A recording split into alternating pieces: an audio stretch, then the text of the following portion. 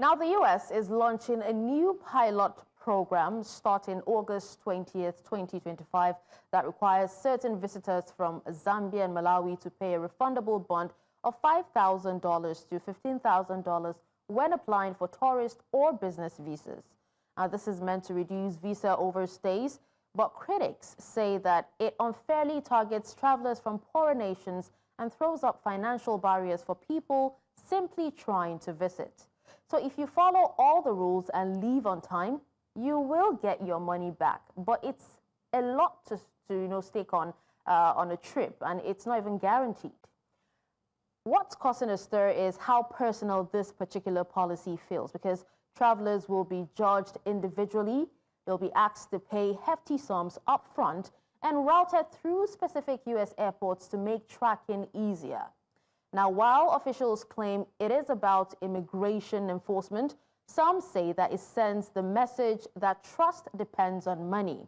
But whether this expands to more countries depends on how this trial goes, but it's already raising eyebrows, across Africa and beyond. So why is the U.S. putting up these expensive roadblocks without clear reasons? And what does that say about fairness in global travel?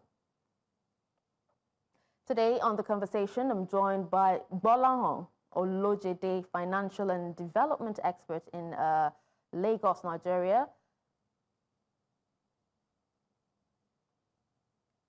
Good evening. All right, thank you so much, Gbolahan, for joining us at the moment. Now, let's start here. $15,000. It's not pocket change, if you ask me. But for people from two of the world's poorest countries, that's Zambia and, the other, how realistic is it to expect anyone to afford this, just to apply for a visa? Well, America, in the first instance, is not looking for poor people to come. So if from that perspective alone, the country doesn't care about that.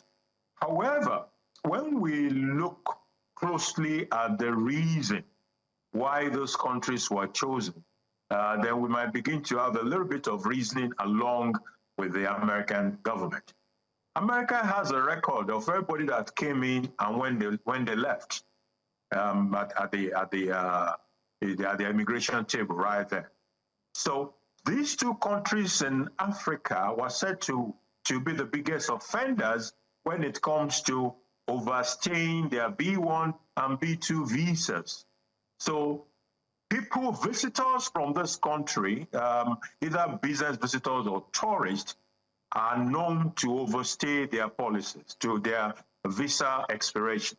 So it's not an arbitrary choice to just pick on two countries which are said to be poor in your world. There are poorer countries that were not picked upon. There are richer countries that were not picked upon in the same Africa. But the basis for choosing those two countries was their the behavior of a lot of a lot of tourists and business people with American visas from those countries. That is what America has said. Oh, okay. Now, I'm being told that AGK Okpa, an African affairs analyst, has joined us right now from the U.S. Thank you so much, AGK, for your time. Thank you for having me. Thank you. So now the U.S. claims that, this is about tackling visa overstays. But if Malawi and Zambia are not even among, the highest, why target them? What are we not being told? Hey, look, you have to remember or recognize that visa is an invitation, is a privilege, it's not a right. Poor, rich, or whatever the case may be, America reserves the right to set conditions and terms about anybody coming in. It's just, Zambia, Malawi. I think they have diplomatic people in Washington, D.C. What they need to do is, request a meeting with the Secretary of State and say what is triggering this. There is no need to have an emotional reaction. All right, so let's come back to you, Gbolahan. Now, I did ask AGK what we're not being told, and according to State Department officials... Okay, AGK, are you back? I'm there. Can you hear me? Yes, we can hear you now. Please go ahead. We lost you for some minutes. Yeah. Yeah. So the bond, it doesn't mean you have to have that particular amount of money. It could be 10%. It could be 5%. And what it does is that if you are issued a visa and you come in and you don't fulfill the visa requirement, then the bond, people who issue the bond will have to pay for it. It's just more like a guarantee that you will not overstay your welcome. So it shouldn't be any reason for concern. It's just a matter of, okay, it's a new day, it's a new requirement. You know, if you want to meet that bond requirement, go for it. You know, the bond requirement might even require you pay like $150 to the bondholder. You know, it's just like when you go to court and they issue you a bail, and then they said, you know, surety, or like the case in the Nigerian thing, if you don't show up, you know, whomever is guaranteeing that you're going to come back will be liable for the full amount. That's what this is all about. There shouldn't be any reason to be concerned or feel that America is singling out two African countries to punish them for something. All right. Now, coming back to you, Gbolahan, I did ask earlier what we're not being told, and I was about to say that State Department officials said that, you know, there are other operational factors, you know, that played a role, but they still will not explain what those are. Now, doesn't that raise transparency concerns? Well, in the place of engagement, those can be resolved. So the government of those countries can seek audience with the Secretary of State, or with maybe first even have a discussion at the ambassadorial level in their countries, and then they can take those further. What that will enable them to do is to get more explanations about what exactly is going on. And if there are data that they need to show them, for example, I mean, you have said, look, my people don't come back when they come to your country, so show me the data. They probably might be able to tell you why, what the data looks like as far as people from those countries are concerned. So there might be other things, like you rightly said. For example, there have been stories about you know, America wanting some countries to accept prisoners. Yeah. You know, from America. Yeah. They're looking for countries to absorb those people. And some countries are saying, no, I'm not going to take hardened criminals into my country. Now, that will never be brought up as a reason for the visa issue, even if at the back end it was part of it. When the course of engagement and negotiations, compromises could be reached as to how to move forward on the new policy. It's not also very new. It has been tried before, but it failed because the first time Trump tried this was in 2020, and unfortunately COVID came in 2020, so the program automatically failed, but we don't know how it will pan out this time around.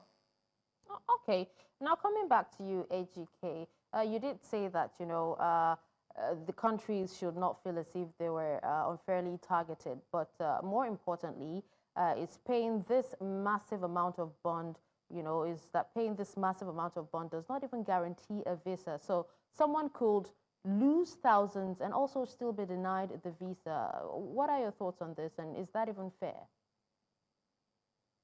Going to lose it because, you know, when you apply for the visa, you are invited for an interview, and they said, okay, have you done the bond thing? It's all contingent on you getting the visa. So if you don't get the visa, the amount you paid for the bond will be refunded.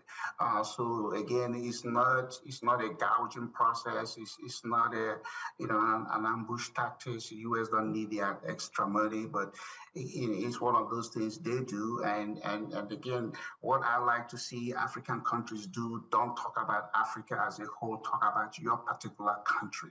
When there are policies that affect your movement or movement of people from your country to a particular country, then you take up the issue with your diplomatic group or your foreign minister. This is where the ministers of foreign affairs in those two countries would contact, you know, the Secretary of State, and they said, hey, what are we missing here? What are we supposed to do differently? And then you go into conversation. You know, whether Trump tried this thing some some years ago, it doesn't, the American president had reserved the right to deny visa to anybody coming to the country. It's not a right, it's a privilege. Just like you inviting somebody to your home, you can say, here are the conditions for you to come. If they don't want to meet those conditions, they can as well stay in their own country. We live in a global village, but we still have individual countries with sovereign rights, and those rights can never be truncated just to appease anybody. You don't want to go, make your country right and stay back home. Well, AGK, there are talks about, other African countries being included in that list. So would you still feel the same way if Nigeria were included? Of course. Of course, I took an oath of citizenship 30 years ago. My father wouldn't have allowed me to leave Nigeria if I didn't get visa. And so the point is, if Nigeria is included, we cannot imagine it. When Nigeria is included, the foreign ministry step in and see what is the condition. Why are we being singled out, or what the case may be. I think, again, we shouldn't take immigration as something that we are entitled to. It is something that has happened. People want to go to places, go to somewhere else when it's easy for you to go. Remember when Naira was a strong currency? When I came to America, the Naira was stronger than the dollar. If you showed up at an American embassy, you were given visa. Admission to American universities were good. But as soon as the Naira started to lose its relevance and its value, America said, these guys don't have money to come. And if they come, they don't want to go. So those are the things. You make your country, when you strengthen your country, and then you become a guest. But if you start to look very poor, nobody invites poor people to dinner, even in the Bible. I mean, people. So what you got to do is make yourself appealable, make yourself attractive to be a guest. If not, nobody's going to care about some of the things they do to you. So again, that's what it is. It's not a make or break deal. For Nigeria or for any other African country. It's just a matter of you engaging the people that are saying you cannot come, or if you're going to come, these are the conditions. Okay. So Abraham Great, public affairs analyst, has actually joined us as well. Thank you for your time, Abraham. So let's hear from you. I'm sure you've heard what Gbolahan and AGK have actually said. But in conclusion, now, a leading human rights lawyer in Malawi called this policy inhumane and a serious financial burden. What are your thoughts, and what's your response to those who say that this punishes honest travelers? I'll take from the last speaker on the issue of subjective branding or identity. There is a way that Africa is being perceived, and some countries in Africa are perceived better than the other. Some of these policies that is flying around is not going to affect South Africa much for a few reasons. Number one, you have a population of white people in South Africa. Secondly, South Africa is being projected as a developed, kind of like a developed nation. And this is why the place of branding your nation, talking about your nation on the media, on social media, and stuff like that, create perception of the superpower nation. I appreciate, it seems irrelevant, but I appreciate what Nigerian Nollywood and stuff is doing right now, as Nigerian, through music, through movie, is now being projected to the global world, particularly America, that is actually not a poor country. Yes, they're going through a lot, but the perception of Nigeria they see. Now, when you now take that in terms of perception, I love what somebody said. He said that, identity is who you are, and branding is what people perceive you to be. We have to ask ourselves, why is Africa consistently being treated in a derogatory way like this? And there has to be a collective intentionality from African leaders to address some of these issues collectively. But when you look at it in terms of Pan-African viewpoint, you will say that it actually undermines the Pan-African trade policy. The dignity of those two nations are being affected. And when you look at those who run an America at the moment, you realize that this could just be a testing ground for something bigger that they want to do. So the nations have to tackle this both internally and in terms of foreign.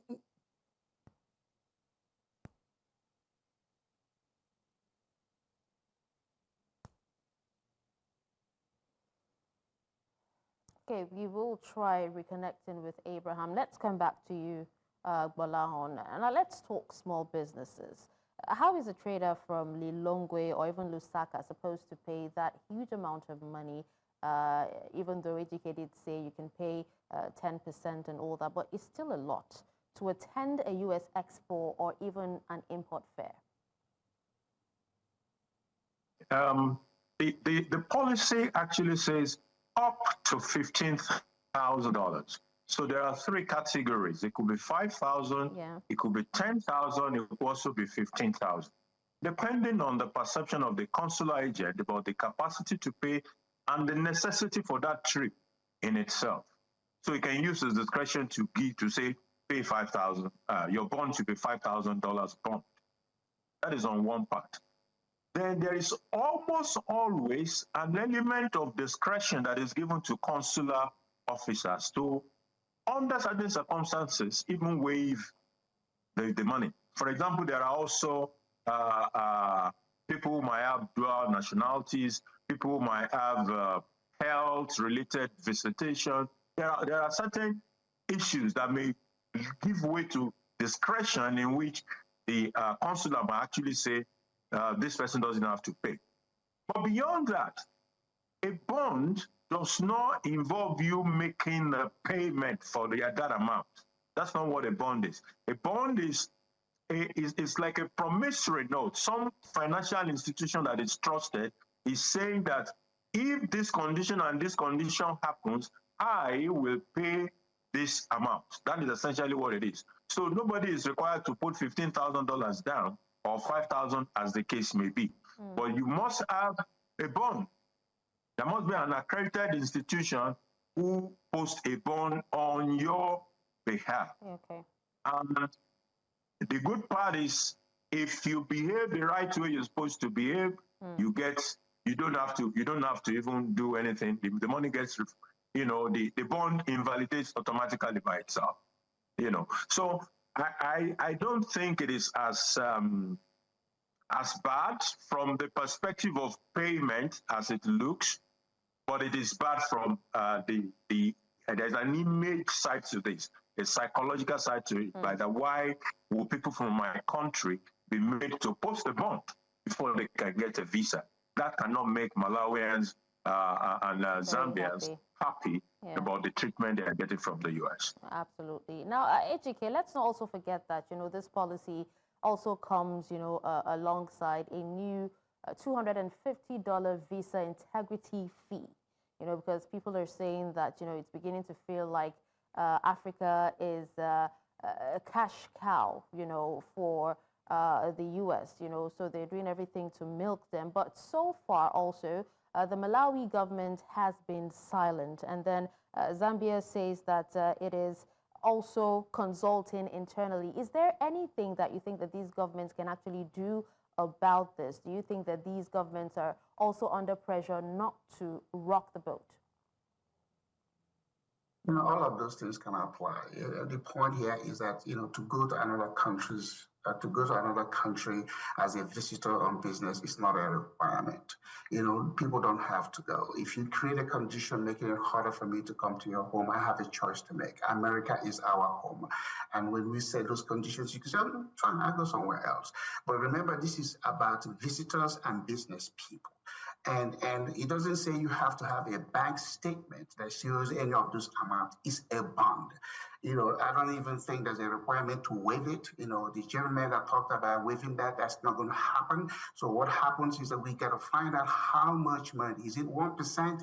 It's an insurance program that if you get the visa and you don't come back, that insurance insurance provider, is going to pay on your behalf and they're going to track you. So again, it's not a matter about the African stuff, Pan-Africanism or Nigerian Hollywood. We don't care. Okay, I just came back from Nigeria. I understand the excitement about what they are doing, but the country is still in a very challenging position.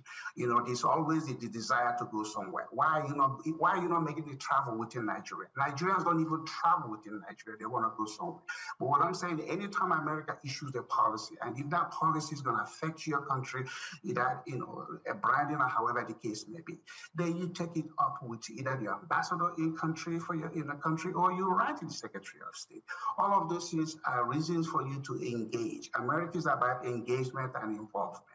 And sometimes they throw these things. When the military rules were in place in Nigeria, they used to issue travel advisory that only is a dangerous place to go. Nobody did anything. I still came to Nigeria. I was never afraid of the danger, but there are still public issue challenges. So my point is, let African nations don't just, jump to, AU and start to feel that America is doing this, America is doing that. No. If it affects your country, face it. Confront what confronts you, and don't hide under the couch of Pan-Africanism. Secure the plate before you go for the pan. The challenge for most African countries, they think, oh, we are one nation.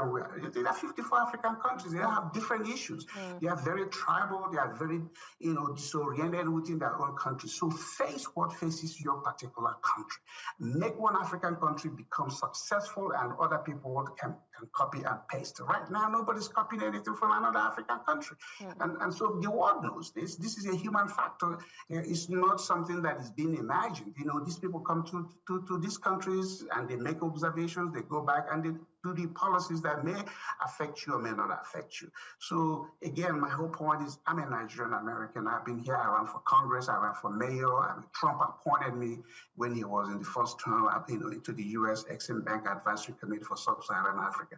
So I'm politically engaged. I understand what the issues are, but are there Nigerians saying, okay, hey, this administration, or you have access to this administration?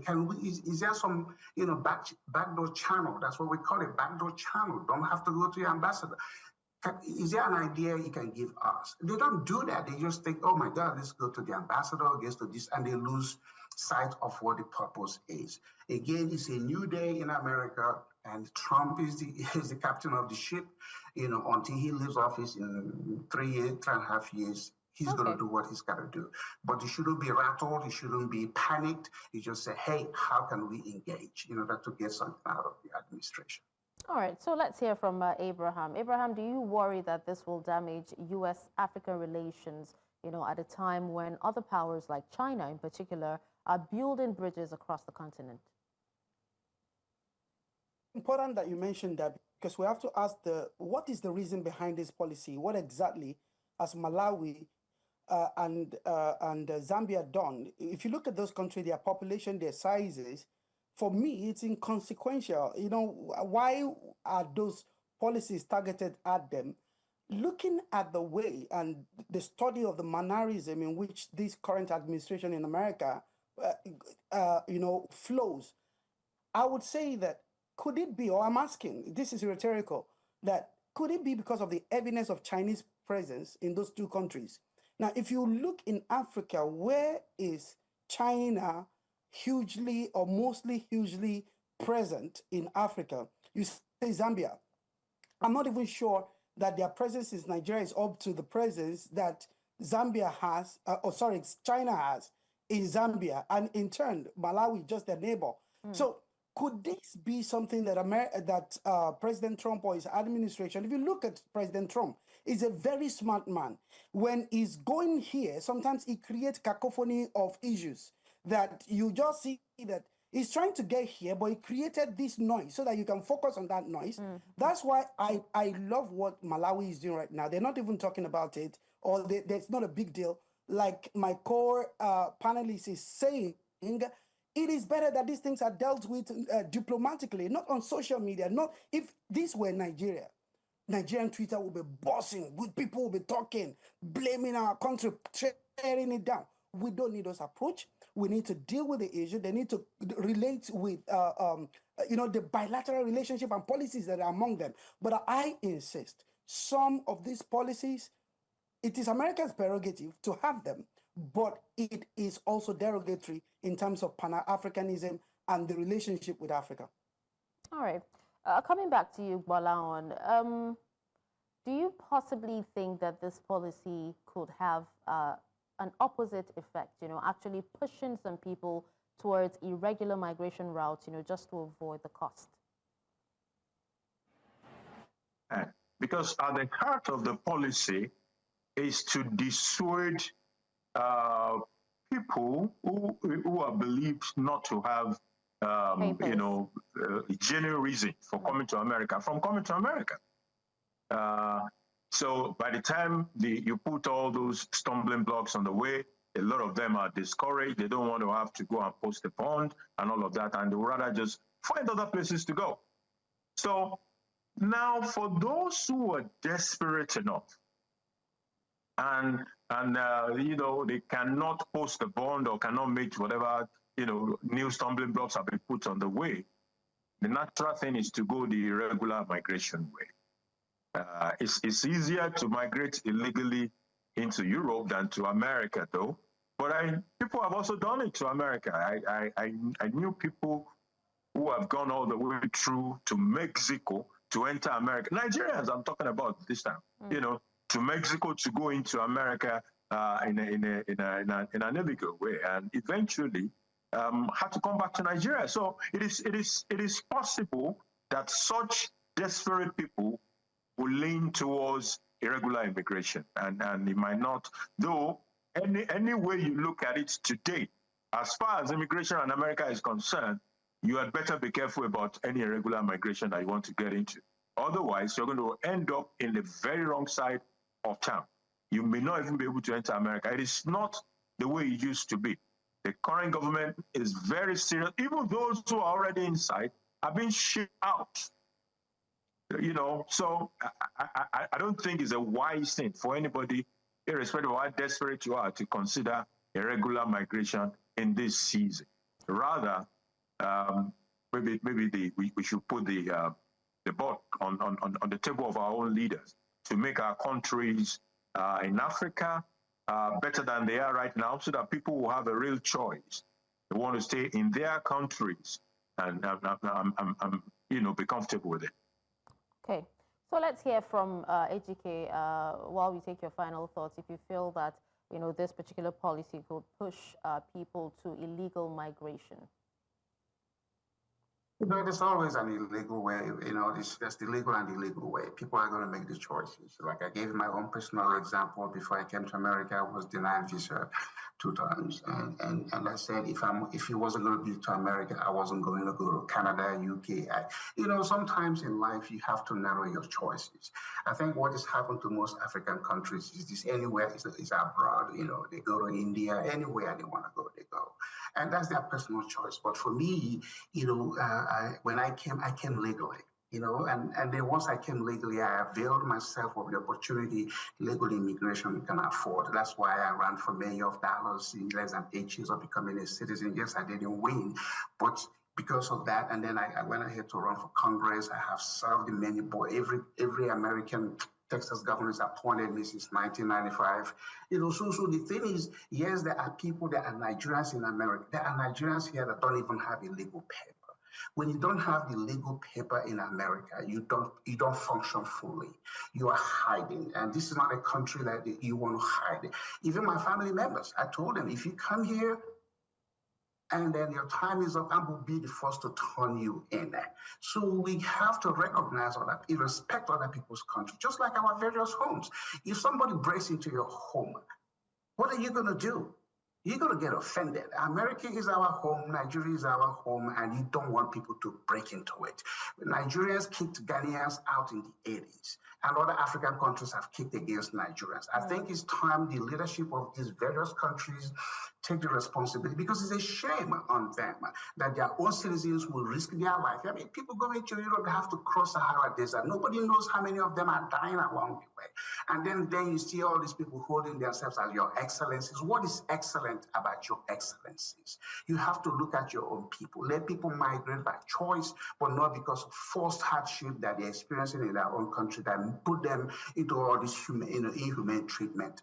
I have no apology to make for America, and I hope that the countries that are affected get into the discussion if they want. If not, go to China. I was in China in January. You can't pay me to live in China. So I think you have to, again, come back to where you are being very specific and very deliberate. America says, come here legally, not illegal way. Illegal migration don't get you far. And you may come in and think you are here, but you're not here. You want to be engaged and involved because that way you can understand and appreciate what America has to offer. Okay. Now let's hear your final thoughts as well, Abraham. You know, beyond the policies and pilot programs, what message does this send about how the U.S. views African travelers? Is it border control or quiet exclusion? It's a bit of both. You have to look at it that most people who migrate from Africa are economic migrants. According to Maslow's hierarchy of need, you know, the first need of the human is the physiological need. And where you have countries where there is no provision for water, there is no good roads, there is no safety, human beings are inherently like fish. I mean, the last time I was on your channel, I was in China. I spent 5 weeks. And like Dr. Ejike said, you will pay me to live in China. I mean, China is a better option than most countries around the world right now, maybe even more developed than America, you know, doing business with China. The problem is, as economic immigrant, if you are not smart enough, you cannot survive China because there are no jobs for you to do. You only have to do business. But with America and with Europe, you can come into the country and you can have a job. You can be a cleaner. You can do so many things. That is why those options are there. So it is not advisable for anybody to go through the illegal route because it's getting tighter and tighter.